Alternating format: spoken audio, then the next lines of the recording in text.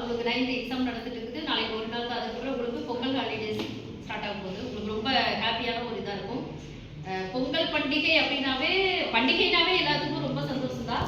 அதுலேயும் பொங்கல் பண்டிகை அப்படிங்கிறது ரொம்ப ரொம்ப ஸ்பெஷலான ஒன்று. அது தமிழர்களினுடைய ஒரு தனி அடையாளம் அப்படின்னு கூட நம்ம சொல்லலாம்.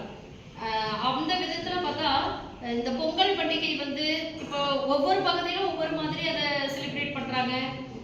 இப்போ நீங்கள் உங்கள் வீட்டில் அல்லது உங்கள் ஸ்கூலில் அல்லது உங்கள் ஊரில் சொந்த நேட்டிவ் பிளேஸுக்கு போகிறீங்க, அங்கே உங்களுக்கு தெரிஞ்ச அளவில் நீங்கள் எக்ஸ்பீரியன்ஸ் பண்ணியிருப்பீங்க. பொங்கல் பண்டிகை எப்படியெல்லாம் செலிப்ரேட் பண்ணுறீங்க அப்படிங்கிறது நீங்கள் பார்த்துருப்பீங்க. அது சம்மந்தமான கருத்துக்கள் நீங்கள் எப்படியெல்லாம் செலிப்ரேட் பண்ணுறீங்க, உங்களுக்கு எது ரொம்ப பிடிச்சிருந்துச்சு, அது மாதிரி ஒரு பொதுவான கருத்துக்களை நீங்கள் இப்போ எங்களோட பகிர்ந்துக்குங்க. சொல்லுங்கள்.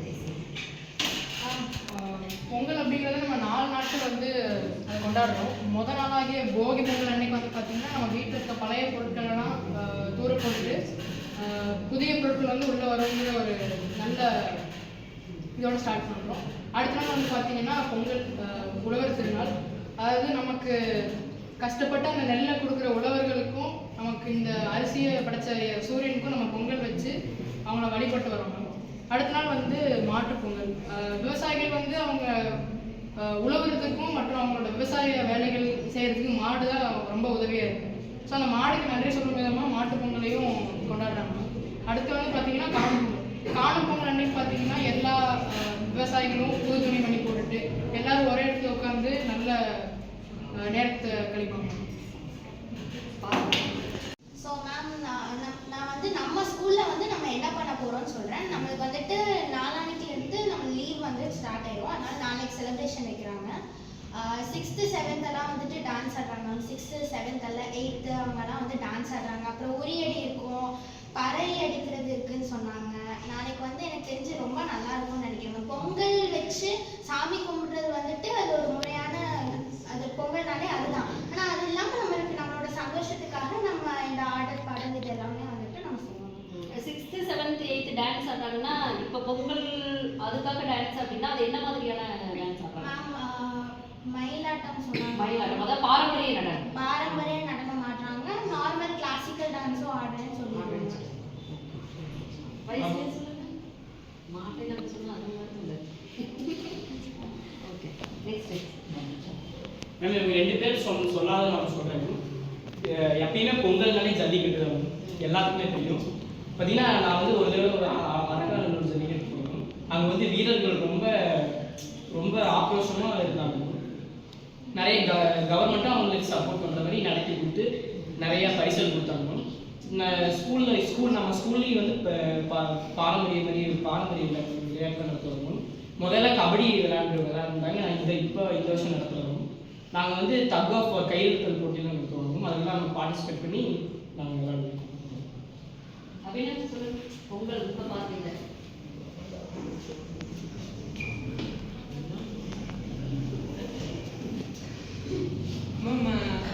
மேம் லக்கீஸ் ஜல்லிக்கட்டை பற்றி பேசும்போது ஒரு பாயிண்ட் மிஸ் பண்ணிட்டாங்க மேம். அரங்கநல்லூர் ஜல்லிக்கட்டுக்கு போகும்போது இந்த மாதிரி வீரர்கள் ஆக்ரோஷமாக இருந்தாங்கன்னு சொன்னாங்க மேம். அது மட்டும் இல்லாமல் அந்த ஜல்லிக்கட்டில் பார்ட்டிசிபேட் பண்ணுற அந்த காளைகளும் ரொம்பவே ஆக்ரோஷமாக இருக்கும். முக்கியமாக இந்த அரங்கநல்லூர்லாம் எடுத்துக்கிட்டால் காளைகள் ரொம்ப வீரத்தோடு இருக்கும் மேம். அதனால் காளைகளும் வெற்றி பெற்றதாக கருதப்படும். அதாவது எப்போ வீரர்கள் ஜெயிக்கலையோ அப்போ காளைகளையும் வெற்றி பெற்றதா சொல்லுவாங்க. அவங்களுக்கு அதுக்கான பரிசும் கிடைக்கும் அப்படின்னு சொல்றீங்க. மேம் சின்ன குழந்தைகளுக்குலாம் நிறைய கேம்ஸ் ஆர்கனைஸ் பண்ணி அதுக்கு ப்ரைஸஸ்லாம் கொடுப்பாங்க. அப்புறம் பெரியவங்களும் நிறைய கேம்ஸ்லாம் பார்ட்டிசிபேட் பண்ணி அவங்க ஊரில் அதெல்லாம் பண்ணுவாங்க. கிராம பகுதிகளில் மேக்ஸிமம் இது அதிகமாக நடக்குது. மேம் எங்கள் தாத்தா ஊர்லலாம் ஒரு கோயில் இருக்கு மேம், குட்டியான கோயில். அங்கே முன்னாடி ஸ்பேஸ் விட்டுருப்பாங்க. ஏதாச்சும் ஃபங்க்ஷன் ஆனால் அங்கே ஊரே திரண்டு திருவிழாலாம் பண்ணுவாங்க. பொங்கல் பண்டிகை அன்னைக்கு எப்படி இருக்கணும்னா எல்லாரும் ஊரே மண்பானையில் அவங்கவுங்க ஃபேமிலியோட பொங்கல் வச்சு சாமி படைப்பாங்க மேம். அப்புறம் ஈவினிங் போல் ஒரு சாமி அந்த ஆட்டம் மாதிரி நடத்தி நைட்டு எப்படின்னா ஸ்க்ரீன்லாம் போட்டு படம்லாம் ஊரே உட்காந்து ஆமா, உண்மையில பொங்கல் பண்டிகை வந்து கிராம பகுதிகளில் பார்த்தீங்கன்னா ஆடு மாடுகளை குளிப்பாட்டி அதுங்களுக்கு அதனுடைய கொம்புகளுக்கெல்லாம் சாயமிட்டு அந்த உயிரினங்களுக்கு அந்த அக்ரிடே உயிரினங்கள்னு நினைக்காம அவங்களுக்கு ஒரு படையல் வச்சு பொங்கல் வச்சு படையல் விட்டு அதை வணங்குறாங்க. அப்புறம் சூரியனுக்கு நன்றி சொல்ற விதமா என்ன பண்ணுவாங்க, அன்னைக்கு அவங்கவுங்க வீட்டுல பொங்கல் வச்சு அதை செலிப்ரேட் பண்ணுவாங்க.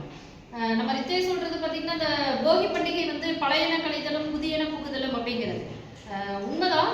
ஆனா அதனுடைய உள்ளார்ந்த அர்த்தம் என்ன அப்படின்னு சொன்னா, பழையன கழிதலும் புதியன புகுதலும் அப்படின்னா நம்மகிட்ட இருக்கக்கூடிய மூட பழக்க வழக்கங்களான எண்ணங்களை நம்ம விட்டுட்டு முற்போக்கு சிந்தனைகளை நம்ம என்ன பண்ணிக்கணும்னா புதுசா எடுத்துக்கணும் அப்படிங்கிறது தான் அதனுடைய கான்செப்ட். அப்ப அதை தழுவிதான் இது வந்துச்சு. அப்ப நம்ம இப்ப அதை கொஞ்சம் மாத்தி என்ன பண்ணிட்டோம், பழைய பொருட்களை நம்மள எரிச்சிடணும் அப்படின்னு நம்ம அதை மாத்திட்டோம். ஆனா இப்ப அவேர்னஸ் வந்துச்சு, பழைய பொருட்களை எரிச்சு அதனால பொல்யூட் பண்ணாதீங்க அப்படின்னு கவர்மெண்ட் கூட நம்மளுக்கு அனௌன்ஸ்மெண்ட் கொடுக்குற அளவுக்கு நம்மளுக்கு அவேர்னஸ் வந்துருச்சு. இப்படி பொங்கல் பண்டிகை வந்து ரொம்ப சிறப்பா நம்ம பகுதிகளில் சிறப்பாக கொண்டாடக்கூடிய ஒரு பொங்கல் பண்டிகை. இது உழவர்களுக்கு மட்டும் இல்லாம மற்ற தொழில் செய்ய எல்லாருமே இப்ப என்ன பண்றாங்க, பொங்கல் பண்டிகையை கொண்டாடுறாங்க. இந்த பொங்கல் பண்டிகை கொண்டாடுற நேரத்துல நம்ம குடும்பத்தோட மட்டும் தனியா இல்லாம நம்மளுடைய உறவினர்களை வரவழைச்சு உறவினர்களை எல்லாத்து கூடயும் சேர்ந்து கொண்டாடும் போது குடும்பத்துல ஒற்றுமை மகிழ்ச்சி இது எல்லாமே என்ன ஆகிடுது, மீண்டு வந்துடுது. அவசர காலகட்டத்துல யாரோடையும் சேராம வாழ்ற நம்ம இந்த மாதிரி பண்டிகை நேரத்துலதான் என்ன ஆகுறோம்னா எல்லாத்து கூடயும் சேர்ந்து ஒன்னா நம்ம பண்டிகையை கொண்டாடி மகிழ்ச்சியா இருக்கும். ஸோ இந்த பொங்கல் பண்டிகை உங்களுக்கு எல்லாத்துக்குமே என்ன தரணும்னா வாழ்க்கையில மகிழ்ச்சியையும் நலத்தையும் தரணும் அப்படின்னு சொல்லி இறைவனை வேண்டிக்கிட்டு இந்த காணொலியை முடியும்.